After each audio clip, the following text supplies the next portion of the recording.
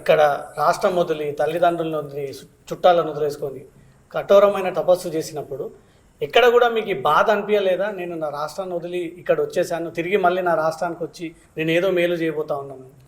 బాధ ఎప్పుడు అనిపించలే, కానీ ఈ విమర్శలు వచ్చినప్పుడు అన్ని రాష్ట్రాలు ఒక 3 దేశాలు తిరిగినాం, మంచి పేరుంది. కానీ నా సొంత రాష్ట్రంలోనే ఎందుకు ఇలా జనాలు ఇలా ఎందుకు అర్థం చేసుకోలేదని ఒక చిన్నది ఉంటుంది ఎవరికైనా. నాకే కాదు, ఎంత పెద్ద గురువుకైనా ఉంటుంది, అది వస్తుంది. దానికి నేను ఇంకా వెనక్కడికి వెళ్ళి నేను తెలంగాణకు రాకుండా లేను. వాళ్ళు నన్ను విమర్శించినా అడ్డుకున్నా సరే మార్చుకుంటాను. ఒక తల్లి ఏదన్నా చెప్పినప్పుడు వినకపోతే కొడుతుంది, కొట్టి చెప్తుంది, తిట్టి చెప్తుంది.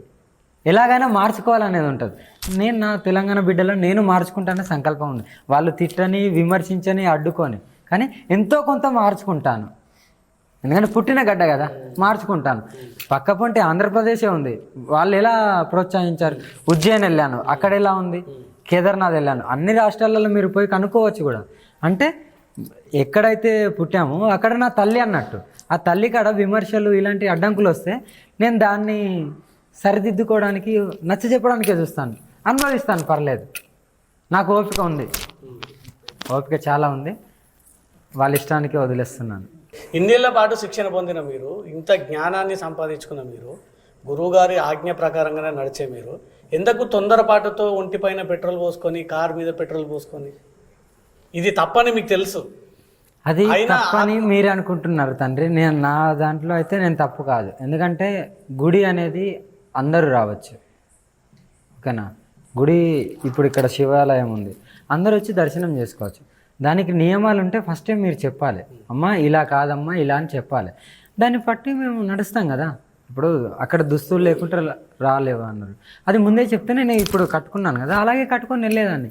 ఫస్టే చెప్పకుండా మీరు మొత్తానికే శ్రీకాళహస్తి వదిలి మొత్తానికి వేరే రాష్ట్రానికి వెళ్ళాలంటే ఎలా ఉంటాం? అక్కడ జరిగింది అదే. దానివల్లనే ఆవేశం కాదు అది. అంటే నా శివయ్య దగ్గరికి నన్నే రానియట్లేదు అంటే అంత మూర్ఖంగా ఉన్నారా ప్రజలు? అలాంటి నా తండ్రి దర్శనమే నాకు దొరికినప్పుడు నేను ఇంకెందుకు అనే ఆలోచన ఉంటుంది ఎవరికైనా. ఒక తండ్రిని, నా తండ్రిని, నాకు సర్వస్వం ఇచ్చిన తండ్రిని నేను చూడనప్పుడు నాకెందుకు ఇంకా? ఎవరైతే అడ్డుకున్న పోలీసులే మళ్ళీ మీకు రెడ్ కార్పెట్ వేసి ప్రోటోకాల్ పెట్టి పోలీసులు పెట్టి మహిళా అధికారులు పెట్టి మీకు ఏ ఆటంకం లేదని మీకు హామీ ఇచ్చి తీసుకుపోయి మళ్ళీ దర్శనం చేయించారు. దానికి దీనికి ఏంటి తేడా కనిపించింది మీకు? అంతా పరమేశ్వరుని దయ. నేను ఏది ఎక్కువ పోర్ట్రేట్ చేయను. వాళ్ళు నన్ను ప్రోటోకాల్తో తీసుకెళ్లారా లేకుంటే అడ్డుకున్నారా అంటే అది వాళ్ళ వర్షన్. ఎందుకు అడ్డుకున్నారు అనేది వాళ్ళు ముందే చెప్పాలి. ఏదైనా టెంపుల్కి వెళ్తున్నామంటే కొన్ని నియమాలు ఉంటాయి, అవి ముందే చెప్తే దాన్ని పాటిస్తారు ఎవరైనా. నేనే కాదు, ఏ అఘోరి అయినా ఏ నాగసాధు అయినా కొన్ని నియమాలు ఉన్నప్పుడు వాటిని మీరు చెప్పాలి. తెప్పే బాధ్యత మీకు ఉంది. ఎందుకంటే ప్రతిరోజు ఆ గుళ్ళనే తిరిగాడు కదా అఘోరి.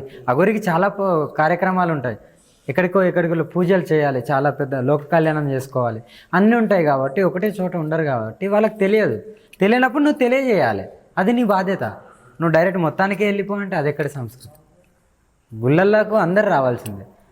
నేను గుళ్ళల్లోకి అది కూడా చూశాను, ఒకరికి విఐపి దర్శనం, ఒకరికి నార్మల్ దర్శనం.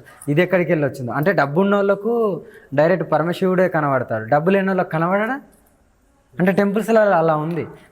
నేను యావత్ తిరుగుతున్నాను కదా. ఇదే శ్రీకాళహస్తిలో శివుడి దర్శనం ముగిసినాక మీరు హైవే పై వస్తుండగా రోడ్డు ప్రమాదం జరిగింది. అవును, కొంచెం దాంట్లో నుంచి మీరు బయటపడ్డారు. పెద్ద ప్రమాదం ఏం కాదు, కానీ కార్ అయితే డ్యామేజ్ అయింది. ఎందుకు అంత హడావిడి మీరు డ్రైవింగ్ చేయాల్సి వచ్చింది? ఆ డ్రైవింగ్ హడావిడి కాదు, పోలీసు వాళ్ళ వల్ల.